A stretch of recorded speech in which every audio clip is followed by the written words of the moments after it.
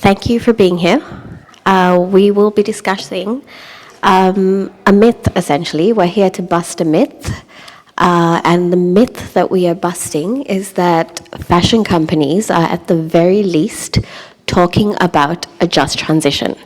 So my name is Anita Varia. I am with the Business and Human Rights Resource Center, and with me is Morasa from Katu in Cambodia. So what we'll do is we will go through the findings of a report that the Business and Human Rights Resource Center, I'll just give it a minute, people are just trickling in. So in July of last year, the Resource Center produced a report called The Missing Thread. We looked at a number of fashion companies, by the largest essentially, by capital market share, and we went into this research essentially thinking there has to be something, right? It's 2025, there has to be something in terms of a just transition in every single one of these companies' policies at the very least. So when we set out to analyze how brands talk about climate action, we were realistic. We thought we wouldn't expect perfection. We thought we'd see, honestly, a fair amount of greenwashing. Broad claims, glossy language, but at the very least, a conversation on paper about a just transition. So we asked ourselves a simple question: what are brands actually saying? So just to get a sense of how you feel, the pulse in the room, how many of you think that maybe fashion companies have, at least on paper, considered workers in the conversation in climate change? Just a show of hands, how many of you thought that maybe fashion companies have even thought about it, mentioned it in passing, somewhere, hidden in a policy? Anybody? Oh, that's really interesting, because I think we went into it being a little bit more optimistic and thinking there's going to be at least one claim, one little line somewhere. So instead, these are the 65 companies that we looked at. These are not just companies that are based in Europe. They're not based in the US only. They are some of the biggest Asian brands here as well. So when I show you the numbers in the slides to come, these are the companies we're referring to. This is truly a very global picture. So basically, if any one of us has ever been shopping, we have encountered the brands in our data set. Right? So what are brands saying? To begin the research, what we thought we'd do was we'd do a quick web scrape, right? Because that would give us the easiest way to sort of work through our assumption. Are they even talking about just transition? So when we looked at specific words, right, the first we looked at was sustainability. But what does sustainability really mean? It is one of the broadest, vaguest, and possibly the most confusing of the words in the climate conversation. So we saw 62 of the 65 companies mentioning sustainability about 266 times. When you push them a bit harder and you say, give us targets, tell us what you're actually talking about, right? Bring a bit of science into what you're saying. With decarbonisation and net zero, we saw maybe 48 companies, 47 companies talking about it less than maybe 10 times, 20 times. When we got ultra specific and said, are you talking about workers in this transition? Are you even mentioning workers in this transition? Only 15 of the 65 that I showed you mention a just transition even 10 times. It was always less, right? So the vaguer the language, the louder it is. And when it comes to workers, the word almost disappears. So how I look at this is, you know, a lot of our children, they play with glitter, right? And when you play with glitter, it gets everywhere. Sustainability is the glitter in the conversation. But for those of us who do our own laundry, when you put your socks into the washing machine, sometimes 2 socks go in, 1 sock comes out. And that is just transition. The climate aspect comes out, the workers are still lost in the vortex that is our washing machines, right? So what exactly did we find when we looked at all of these policy. The concept of just transition is not yet widely understood or adopted by fashion brands. Not one company out of those 65 companies had a just transition policy. 11 included maybe a short statement in environment and social policies, and 12 had a standalone climate policy. So what we're seeing is essentially the status quo that has existed for decades now, where you've got your human rights policies, you've got your environmental policies, but none of them are conversing with each other. So the people aspect of environment, completely and totally not part of the conversation just yet. To me, it's like when you design, when a fashion company is designing a whole new collection, this to me seems like you design a whole new collection, but you forget the most important part, which is the fabric to actually manufacture it. The second finding that we had, I think, would be the most alarming to many of us here. That is that 7 out of 65 companies have supply chain emission targets of 50% by 2030. Right, that is less than 5 years away. We're at the end of 2025. We're 4 and something years away from 50% reductions. But from the previous finding, we realize that not one company has a just transition policy. That should be terrifying every single one of us. Because yes, there is a need to decarbonize. There's a need to decarbonize rapidly. But if companies do not in any way acknowledge workers' importance in these conversations, this goal of 50% by 2030 is horrifying. The next finding, I don't think any of us are going to be too surprised by. So on paper, 60 of the 65 companies commit to freedom of association and collective bargaining.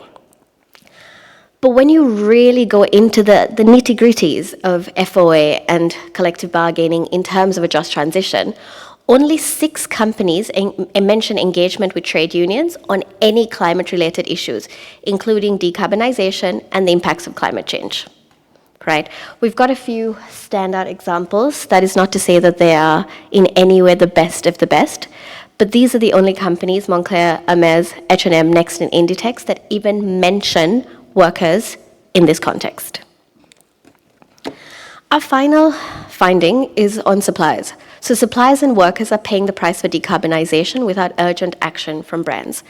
Now, we saw in finding 2 that suppliers, or rather brands, are being pushed or pushing themselves and their supply chain to decarbonize rapidly. A lot of that pressure is being felt in the supply chain by suppliers. So the push to decarbonize is then placed, the burden is placed on suppliers. What we saw in terms of actual assistance for suppliers was that 44 companies set out requirements for supplier decarbonization.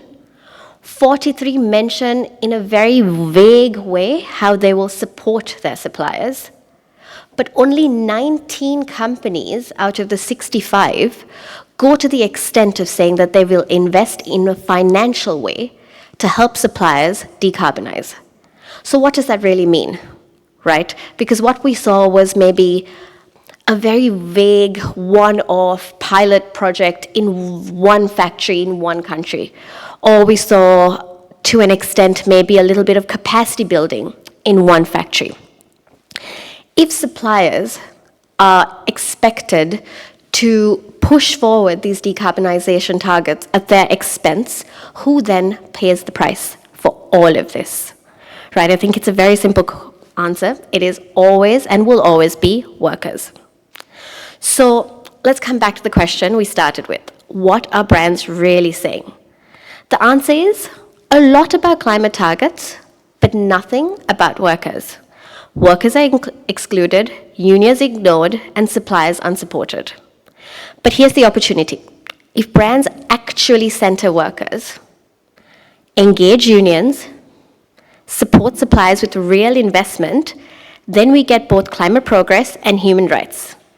That's the kind of transition I think any of us would be all right wearing. Now, those are the very cold, hard facts, the numbers that tell a very clear story, but numbers can only get us so far. We want to hear directly from those leading the conversation, and that's why I turn to Maura. Maura, can you tell us, how hot is it in Cambodia right now? Is it work now? Okay.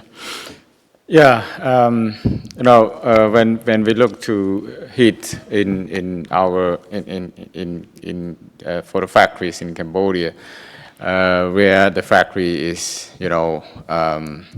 some factory was built for years since 1996, and then there's no much improvement that. And when the situation getting, for example, like 2023, where it's the heat very strong, so we are leading a lot of difficulty for workers, where they cannot make because beside from the heat, in the factory, where worker they was put a target for them to do, and then they cannot meet this target because of the heat, and then they lost their income because of those heat, and then and another context where workers also are in debt. Debt in Cambodia is high, especially among workers. So, and then make them into even more difficulty, and then they face many health problem as well in this context, And then, when we look at this situation of heat and 39, 40 Celsius, it's quite difficult. And then some workers, they have, even though they face this heat, but some of them, they have to skip drinking water as well. Why? Because, like I said, they was put a target to make it. If they drink water, they might go to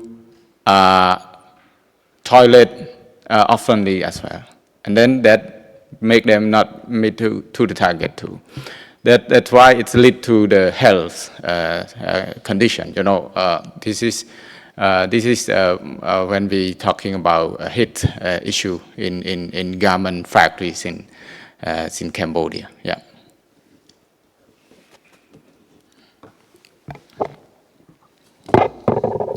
So brands make a lot of climate commitments, but worker voices are rarely part of those plans. From your experience in Cambodia, what is the impact when workers aren't included in these big promises?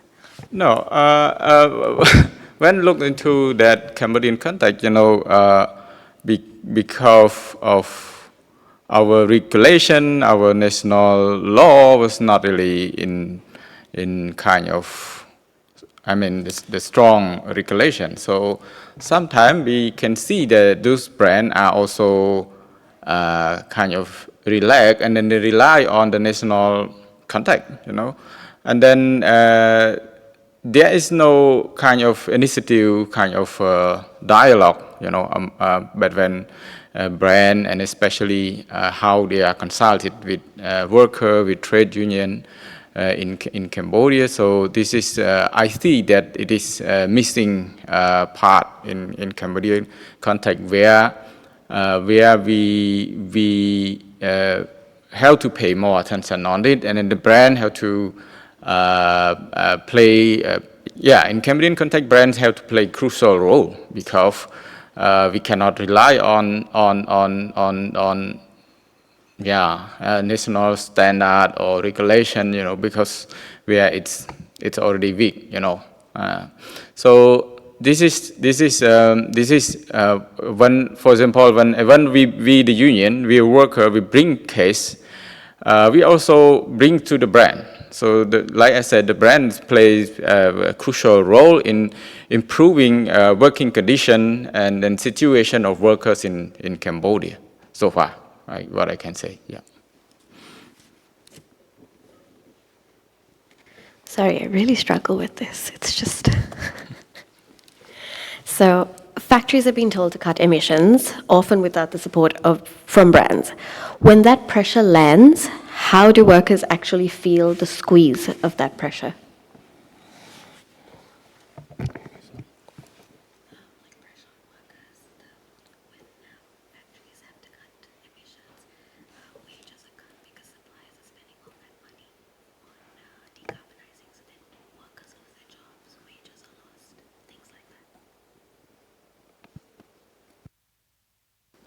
Okay.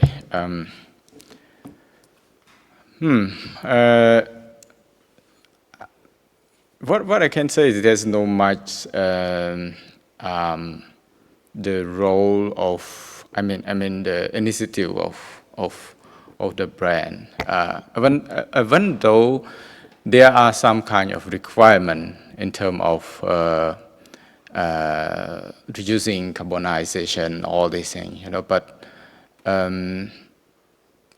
I didn't see any kind of much improvement in the workplace of the workers in terms of environment, in terms of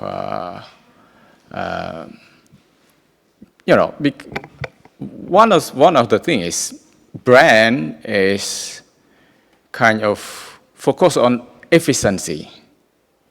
Where they focus on efficiency, they put condition to their supplier, but they don't pay much.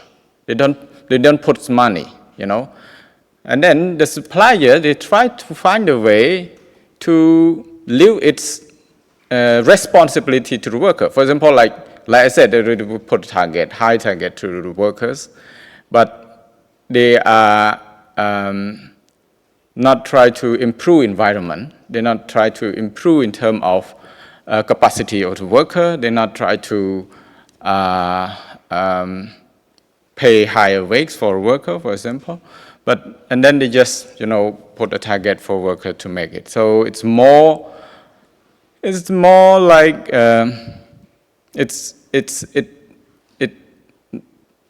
workers still face difficulty. Situation, even low pays, yeah. Because they work.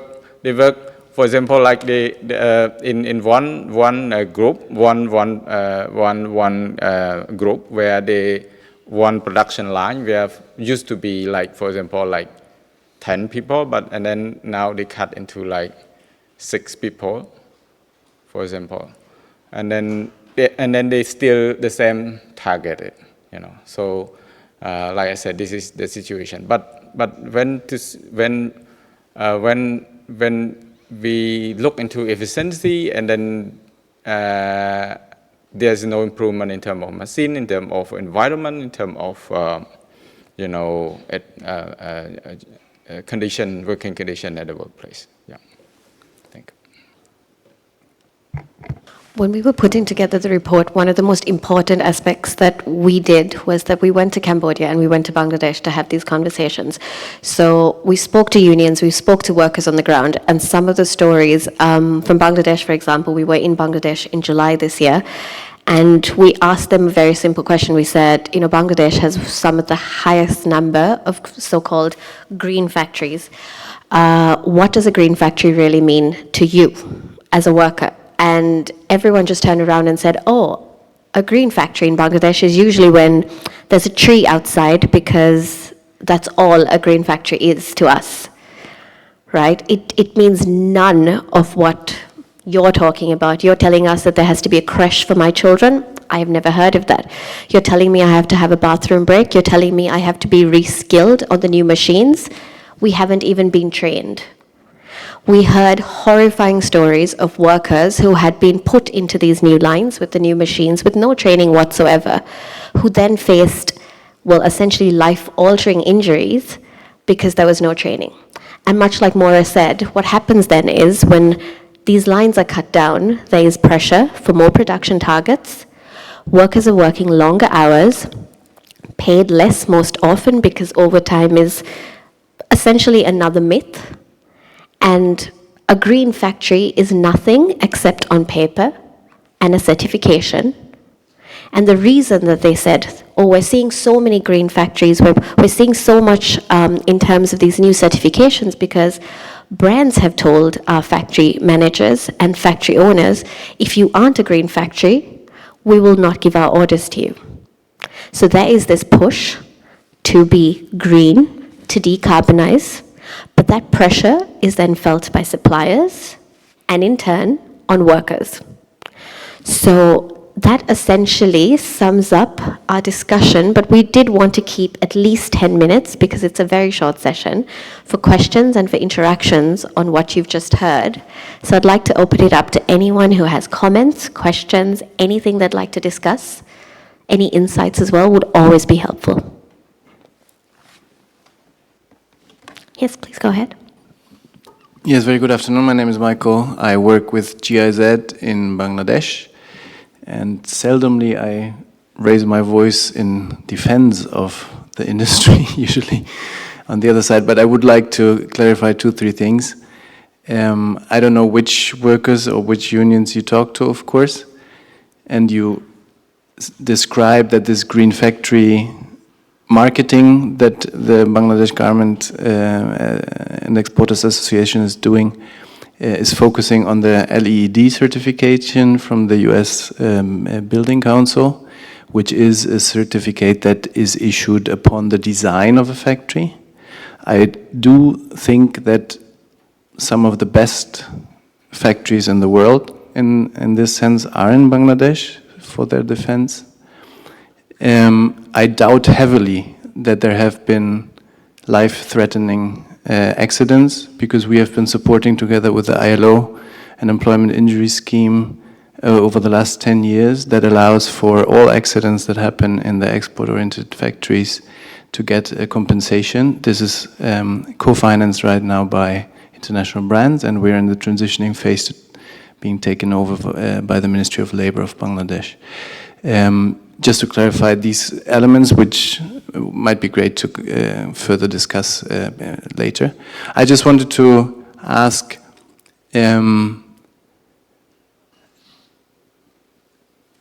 what is the hypothesis why brands should focus on the just transition element? In my understanding, it's a cooperative approach that needs to be done, but without the involvement of governments of the countries where productions take place. If I would be a brand, I would not know how to engage in that process. I understand completely, and I share a lot of the challenges and the needs to discuss these challenges, but I wonder, like, whose responsibility is it really, and what would you recommend a brand then to write there? Just something that cannot be implemented, that just sounds nice? Or maybe even the self-commitment to engage with local governments or other kind of structures.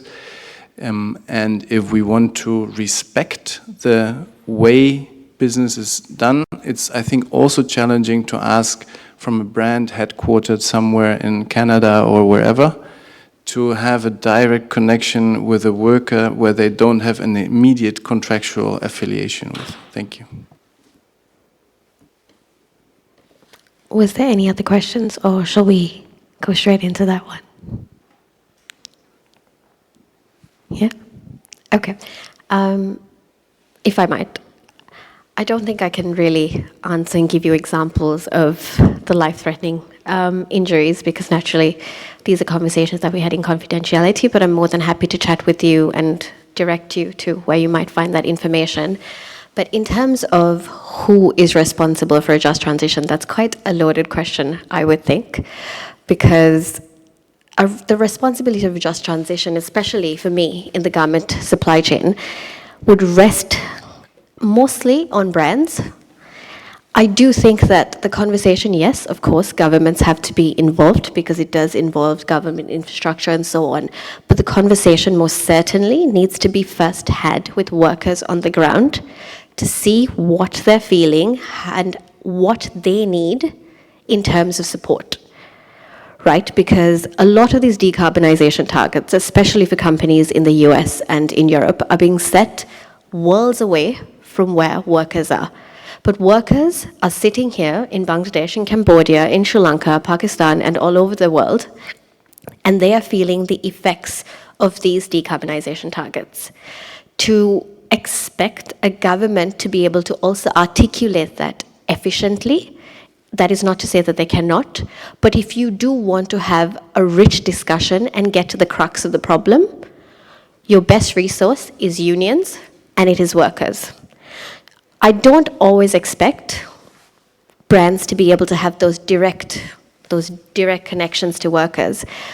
But I think it has, over the years, become a lot easier for them to make those connections. In Bangladesh, for example, you would know this, there are a number of brand representatives present in the country that deal with their suppliers on a weekly, daily basis. To have those conversations, to reach out to unions, is possibly this is possibly the easiest time to be able to do that. So a tripartite discussion maybe, but I wouldn't say that it depends on governments. It depends on brands. It depends on the will that brands have to reach out to workers, bring them to the discussion table, and governments as well.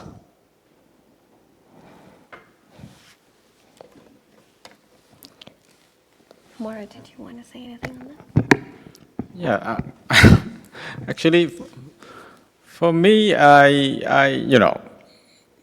brand make money from that, actually. They make a lot of money from that. But they cannot just make money and then without kind of responsibility, So I think it's really important that they have to invest on that, how they are talk to workers, and they also need to talk to the government, actually. Because in some context, like I said, in some context, especially like Cambodia, investment brand, they high influence to the government, So that also to foster, to take action, in this issue, and then they have to, workers make a lot of money for them. They have to improve in terms of skills, worker. They have to improve in terms of environment for workers. So I think this is really important. If they not take any action, they rely on, like I said, if they rely on their supplier, they're gonna take nothing, and then leaving workers still difficult situation. And then when their situation will change, and then workers they're facing no job, and then when, for example, like when situation when facing like a disaster, like flood for some years ago, and then worker has no job, and then they face their living condition, So I think that's why brand have to, responsible for that as well. I think all around the world we're seeing a closing of civic space for unions, for any type of organizing. And much like Maura said, you cannot always depend on the government or the national infrastructure in terms of the judiciary or any of that. So for me, personally, we center our conversations around workers. We learn what the concerns are, and then that's where the advocacy aspect comes in. And brands, more than anyone else, and maybe investors, hold the power to then push the needle in terms of conditions on the ground. In many cases, even maybe push the needle in terms of national level legislation as well. But yeah. Can I just react? Thank you. Yes. So we financed a research done by the Bangladesh Institute for Labor Studies, which is a representative organization of the workers, to connect with the unions, etc., and to identify which were the challenges that they are feeling towards climate change, etc. And if you mean by just transition that space, so to say temperatures are rising, so we need more investments in whatever, air conditioning or other workplace related issues, the effects on the environment, floods, etc., how that can be mitigated, etc., then I can understand that. But for me, the concept of just transition in a practical example would also include modern technology, decarbonisation, which means more machines, more automation, and probably less workers, right? And it's challenging for me to understand how we can then force or motivate brands to consider that conversation, which is basically part of their setup, let's say, of business. think that's the perennial question of how you motivate brands to think beyond their own. Sorry, yes, did you have a follow-up to that question? Can you hear me? Yes. I know time is running out, but I just want to be quick. My name is Alia. I'm from the New Factory. We are a worker cooperative operating in the textile waste recycling space in Indonesia. I just want to take a little bit of time to echo my agreement with the fact, within the context of just transitions, I do agree that brand should take most of the responsibilities because they are the one that have the most influence in the supply chain. Even though governments have influence, it's nothing like what brands have in the context of global supply chain.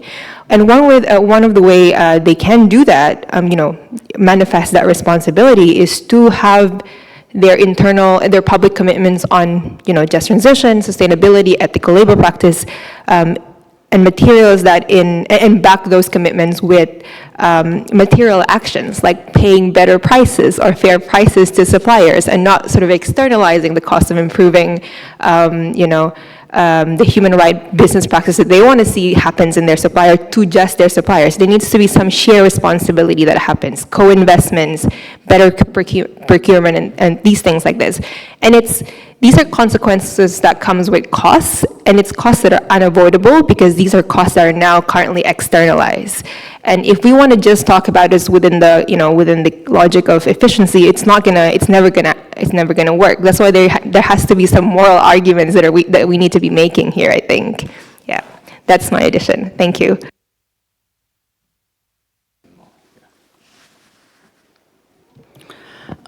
Thank you. This is Kausar Alam working with Bangladesh Center for Worker Solidarity. I come from Bangladesh, and thank you so much for sharing this excellent eye-opening report. I have mentioned that. Yes, Bangladeshi garments workers also face this heat stress problem, climate change impact, heat stress problem, and also workers are facing health problem due to climate change issues. So we have seen that no brand mentioned that climate transition policy and decarbonization process and transition process, they don't have any concern about workers issues. So, but workers are paying their workers facing problem due to climate change process, but brand no concern about these issues.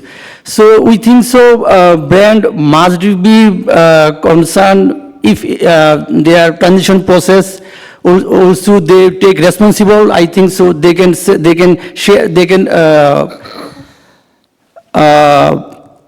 respect worker rights, also labor rights, and also share responsibility they can take. So and also we have seen that when any transition happen and when any revolution happen, workers and any vulnerable group must pay their fund. So workers, so brand must be respect worker rights, and when any discussion happen, we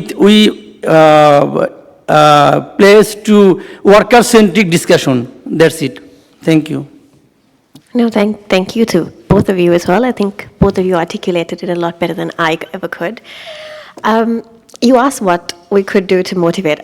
I'm very clear that we've already run out of time, but just like one quick minute. In terms of motivation, I think that it is a very difficult question to answer. And I think for me, at least, in terms of motivation, I think legal and regulatory pressure. I think we all saw a beautiful moment almost materialize with the CSDDD, but now we've seen it to an extent. We've seen it watered down. We've seen the omnibus come out of it, but there was hope there for a moment. We've seen, to an extent, investor demands helping us push the needle with brands. That has helped. Reputational pressure. We've seen a lot of interesting cases with Nike, with Adidas, with lots of brands like that. Unfortunately, market competition as well, right? Consumers' increasing demand for ethical supply. Of course, we're a long way off from that actually being a huge push factor, but that too can play a role. And again, for me, it always comes down to the power of workers and unions. So I think that is all we have time for today. If any of you would like to, sorry, if we could just go back to the PowerPoint.